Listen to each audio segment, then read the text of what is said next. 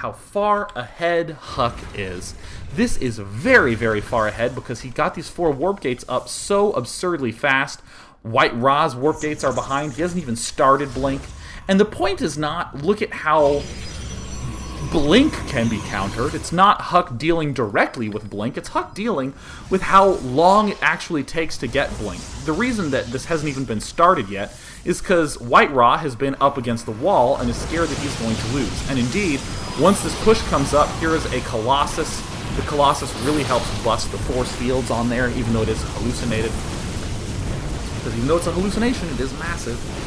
So you can just crush those really easily. And look at how simple that was for Huck to break in there. So, I mean, even pretend for a moment that for some reason White Ra had gotten Blink really, really, really insanely Mondo-ly fast.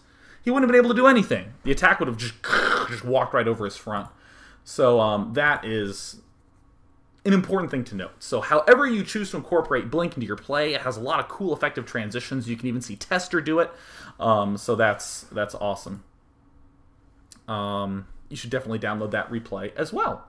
So I would definitely love to take some questions at this point in time now. And by the way, I commented that that the Colossi that are hallucinated can crush force fields. I'm like 90% positive that that can happen because I casted a game where it happened, but that could have just been an optical illusion. I've heard that repeated, so make sure you go double check that because I could be lying to you totally.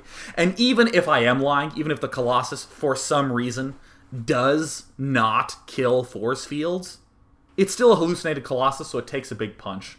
It's very, very, very, very, very, very scary. Oh, here's a first great question by Fitzhunt.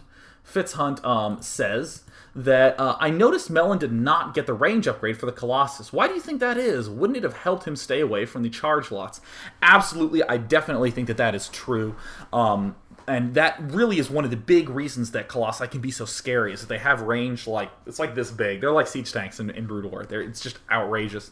But the thing to note, though, is that still that troop mix is so fast for White Ra with the Zealots and the Blink Stalkers that you'll catch up to the Colossus really fast, and the front bulk of your army will die quickly anyways. So really the key is to have just a bigger, scarier army to deal with that. So, I mean, I like the transition to have so many charge lots. I think that's very, very, very fun. So Onosaurus says, hey Day9, do you think adding Sentries plus Hallucinate is another viable transition out of Stalkers? Perhaps to hallucinate Zealots to absorb damage and also get the Guardian Shield. So I definitely think that that's another great mix. Look at Game 2 that we saw today. And again, all of these replays are downloadable at whitera.com. white-ra.com. In the second game, where we saw White Ra against Adele, White Ra used the Stalkers to sort of move around in a big circle against Adele to kind of force Adele to pull all his units back. And White Ra finished the game up with Zealots, Sentries, and Stalkers. So there was no need to get the charge lots. Instead, he just got a really solid, basic gateway army. And totally, I absolutely think that Hallucination would be awesome mix in there. And you don't even have to do anything fancy with it. You can just straight up get Colossi, and that would work out really, really well. So that's another excellent transition. And what I love also about that choice is that it's using what we already have. We have gateways, and we have a cybernetics core. Let's just get hallucinated them. Let's not do anything crazy like swing all the way on over to Colossus or something like that, or try to get Void Rays, because that's just a little bit too big of a swing when you've invested so much into that. Here's an amazing question by El Solar. Day9, will someone inevitably make a StarCraft 2 version of Big Game Hunters? Will you play it and show us our sweet games? Because I really enjoy dailies 50 and 65. Yes, I will play 2v2v2v2s on StarCraft 2 BGH 2.0, and I will play them with my buddy Dane, and they will be showcased for the world to appreciate. So, I'm just going to take 2 more questions, because I went a little bit long on the replay portion of the day. So here is just a fantastic question by Icy Cup Alu, who says, Day9, I have issues getting an observer when I go for Blink. I just don't have the gas. What should I try cutting or possibly alter to get more gas? So one thing, the immediate thing that I'm thinking of is, well, get fewer gateways, or do something like 2 gateways make stalkers, and 1 gateway makes zealots. Because really, stalkers with blink, I think that what makes them strong is not the number of stalkers, it's the fact that you have blink. If you even have 8 to 10 stalkers with blink, that's not really that many to expect for the mid game, but you still can do a lot of damage with it. Because if you can have those 8 stalkers with blink pick off 4 of his regular stalkers, that's a huge win. And you didn't need a lot of stalkers for that, you just needed more than 4. So I would just say, cut stalkers to get observers faster would be the big thing I'm thinking of. And also begin getting more zealots earlier on. I think that would be a pretty cool thing to do. Or you can even do something like what Melon did, which is to double gas really early on and just play around with that. The last thing that I would recommend that's a little bit technical would be to get stalkers, or it would be to screw him up in a way that makes the game feel a little stretched out. And by screwing him up, you have more time to get gas. So for instance, let's say that you've been going 13 gateway, and you kind of get stalkers, and you just sit and build more stalkers, and then when you get blink, that's when you start doing stuff. And it doesn't feel like you can get observers in time for that.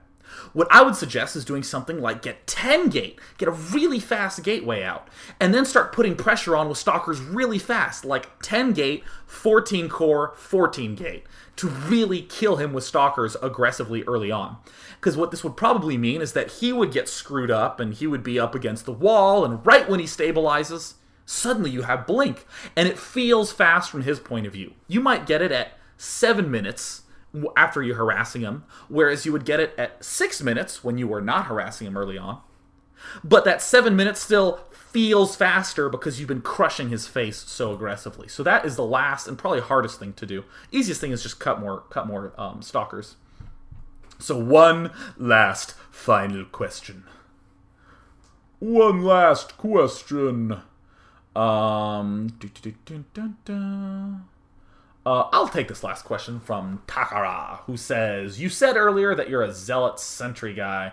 Well, White Ra was using a lot of stalkers. What does it say about Starcraft 2 that you can have such distinct styles even on the same tier? First of all, I love the idea that I'm on the same tier as White Ra. Oh, baby.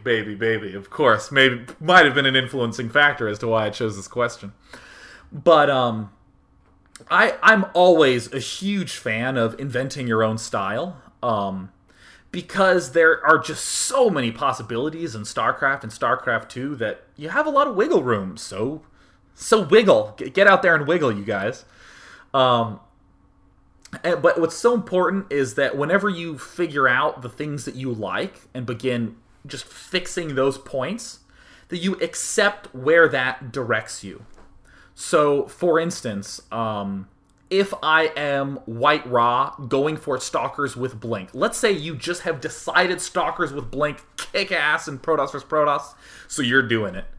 Well, you kind of have to accept the fact that it's harder to go air and it's harder to go robotics facility. You kind of have to just embrace that. And then that's how all the solving begins going on. Like, for instance, I really like 2-gate openings. I really think that they're fun in Protoss vs. Protoss.